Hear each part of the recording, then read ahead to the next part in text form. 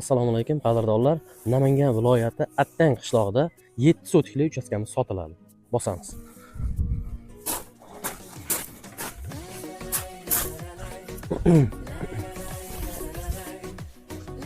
Qadrdonlar, darvozaxonamiz kengina, bemalol 53 zillar ham sig'adi. Yengil mashina, xotirjam.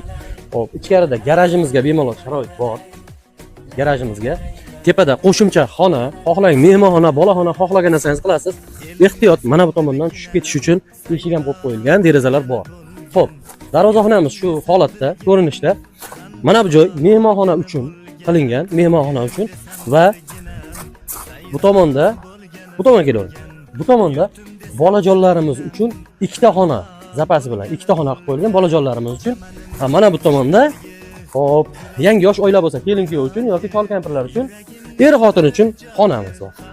Mana bu joy bo'lsa, hop, kuxna bo'ladi. Mana bu tomon kuxna bo'ladi. Bu joy ovqatlanadigan xona bo'ladi. Ovqatlanadigan xona bo'ladi. Bu yoq kuxnamiz bo'ladi. Banya, hojatxonamiz bu tomonda. Xo'p, endi mana bu joyga keladigan bo'lsak, mana bu joy, mana shu joy hozir proyekt bo'yicha pol akfa bo'ladigan bo'lgan, oynak bo'ladi. Oynak bo'lganda mana bu joy ichkari katta koridor bo'ladi. Qishda boshqada sovuq bo'lmasligi uchun, bemalol holat bo'lishi uchun kengina koridorimiz ham bo'ladi. Chotki ko'rinyaptimi? Konkretniy proyekt bo'yicha qilingan ekan bu uy.